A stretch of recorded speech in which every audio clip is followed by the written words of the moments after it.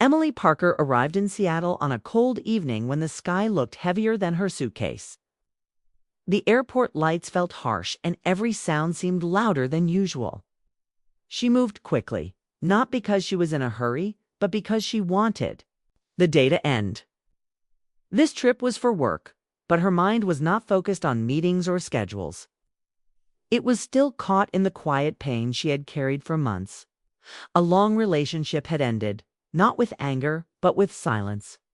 That kind of ending stayed longer. The taxi stopped in front of a small downtown hotel. It was clean, modern, and calm. Emily checked in without much thought, thanked the clerk, and took the elevator up alone.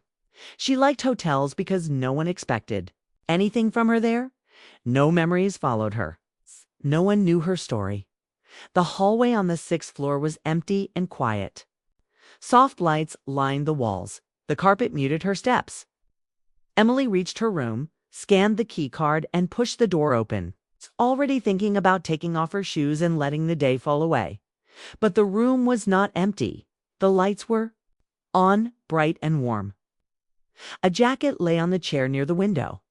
A backpack rested beside the bed. Emily stopped so suddenly that her suitcase rolled into her leg. Her breath caught. For a second, she wondered if she had walked into the wrong room. Then she heard voices, not loud, not angry, just normal voices, mid-conversation, like people who felt safe where they were. Her heart began to beat fast. Her hand stayed on the door. The room smelled faintly of coffee, not the clean, unused smell she expected. Her mind raced through possibilities. Hotel mistake, wrong floor. Or something worse she did not want to name. She cleared her throat. Hello? The voices stopped. 3 people turned toward her, all looking just as shocked. A man near the window stood up first. He was tall, wearing a gray sweater, his face open with confusion rather than fear. A woman sat on the edge of the bed holding her phone. Another man leaned against the desk, eyebrows raised, clearly trying to understand what was happening. I'm sorry, Emily said quickly, her voice steady but tight. This is my room. The tall man lifted his hands slightly, a calm gesture. We were told this room was ours, he said. His tone was gentle, careful. I think there's been a mistake.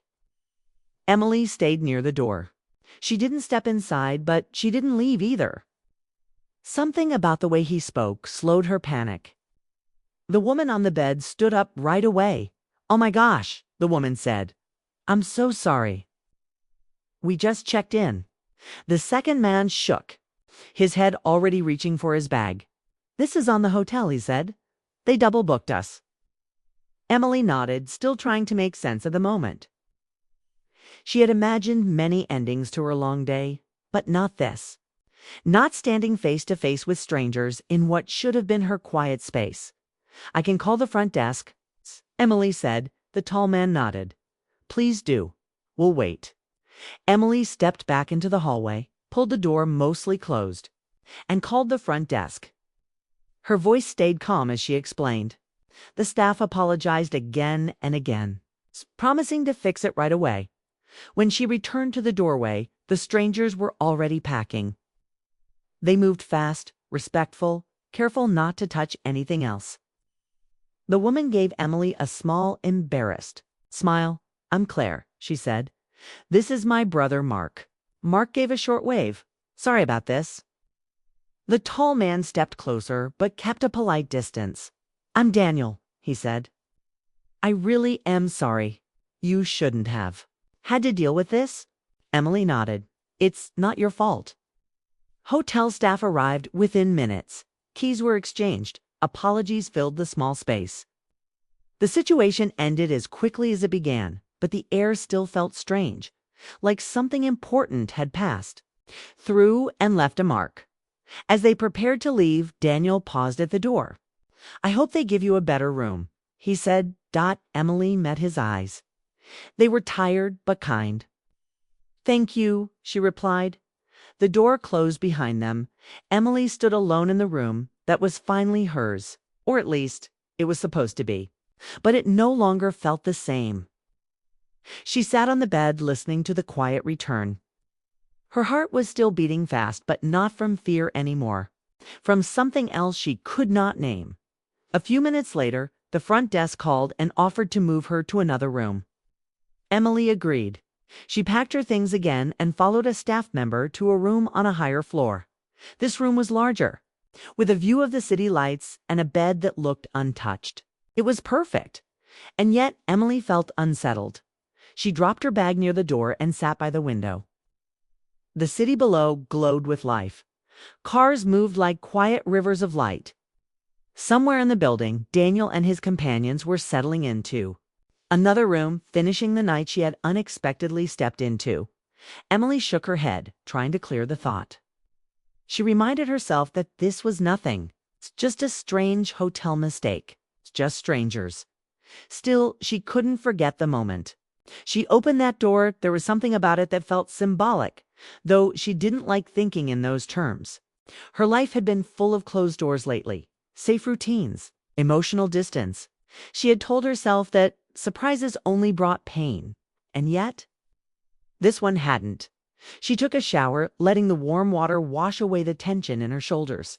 But even as she lay down afterward, the room felt too quiet. Sleep did not come easily. Her mind replayed the scene again and again, not with fear, but with curiosity. Daniel's calm voice, Claire's quick apology. The way everyone had handled the moment with care, it stayed with her. At midnight, Emily checked her phone. No messages, no missed calls. The quiet of her personal life felt louder than the city outside. She thought about her past relationship, how it had slowly turned into something empty. How she had stayed too long because she was afraid of starting again. She rolled onto her side and stared at the ceiling. Sometimes, she thought, life finds strange ways to remind you that you're still open. That not every door leads to loss. The clock ticked forward. Emily didn't know it yet. But that simple hotel error had shifted something small and important inside her.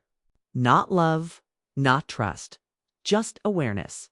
A soft reminder that even when you're tired, even when you're guarded, the world can still surprise you. And as she finally drifted into a light, restless sleep, one thought stayed with her longer than the rest. Some nights are meant to be quiet, and some nights begin the moment you open the wrong door. Emily Parker woke in her new hotel room with the city lights spilling across the walls. Sleep had come briefly, but her mind was restless. She kept thinking about Daniel, about the way he had apologized and how calm he had seemed in the middle of such a strange situation. The encounter felt like a fragment of a story she didn't yet understand, a small interruption in her life that carried a weight she couldn't name. She felt a pull toward something beyond exhaustion, a curiosity she hadn't felt in months. By late morning, she decided to leave the room. She wanted to walk, to let the city fill the silence inside her.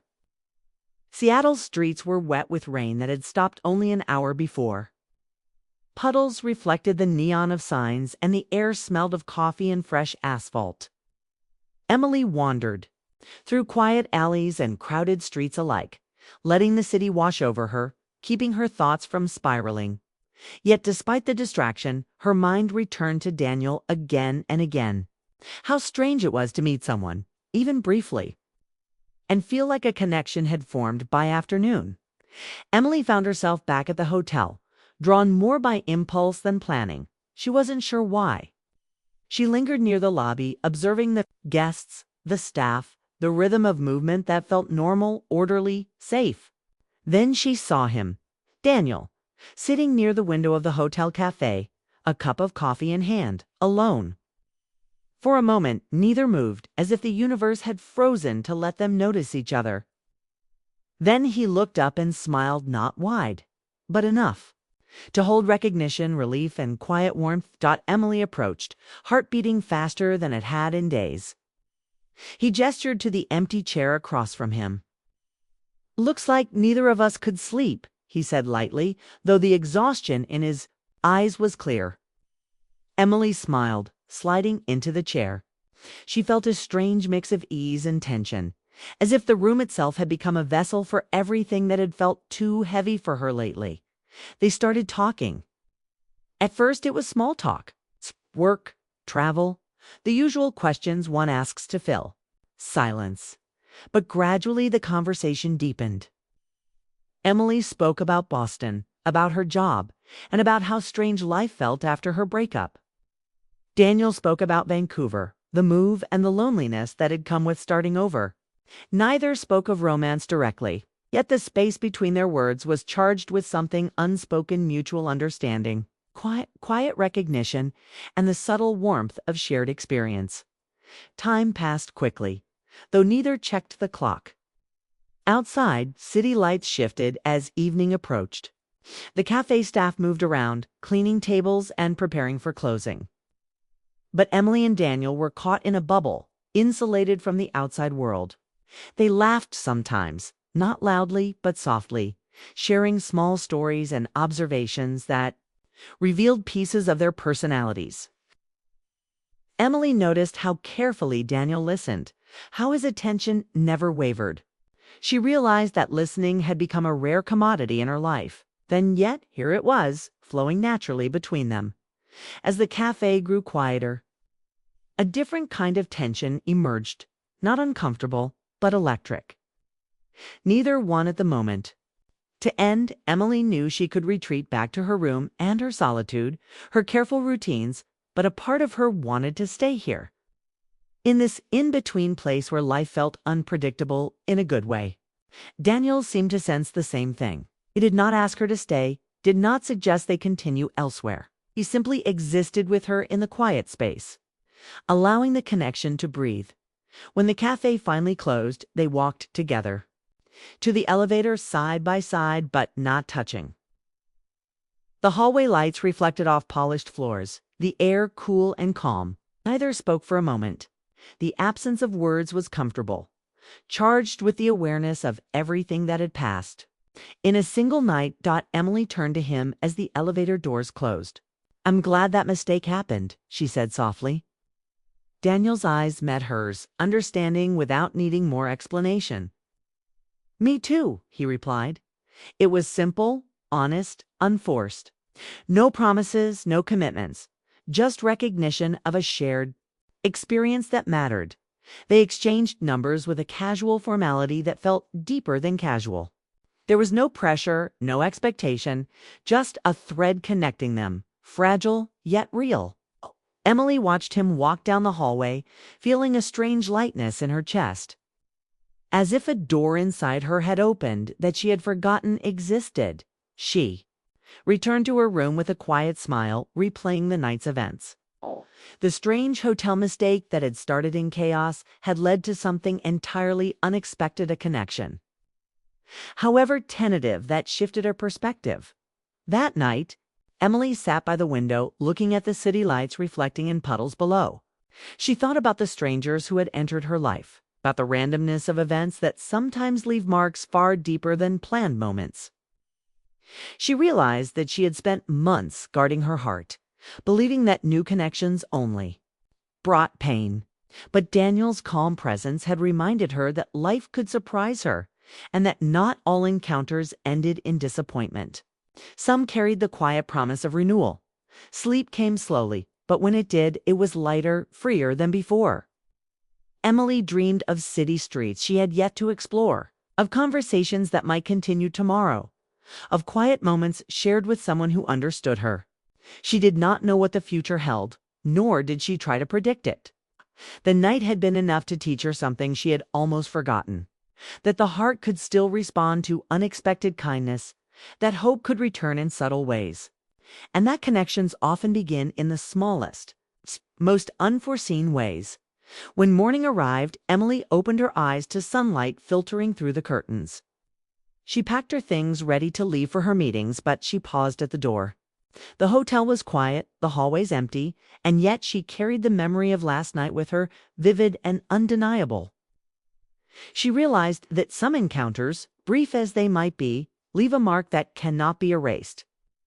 Daniel, Claire, and Mark had been strangers, yes, But the impact of that night had reshaped something inside her, a reminder that life could still surprise, still offer moments of warmth in the middle of routine. Emily walked through the lobby, nodded to the staff, and stepped into the city, carrying with her a quiet excitement.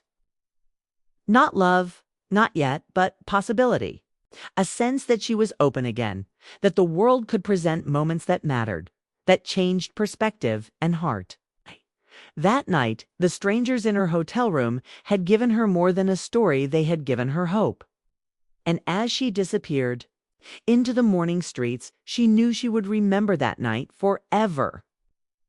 The night when everything ordinary turned slightly extraordinary, and when she realized that doors, once opened, often changed the path of life quietly, subtly, beautifully.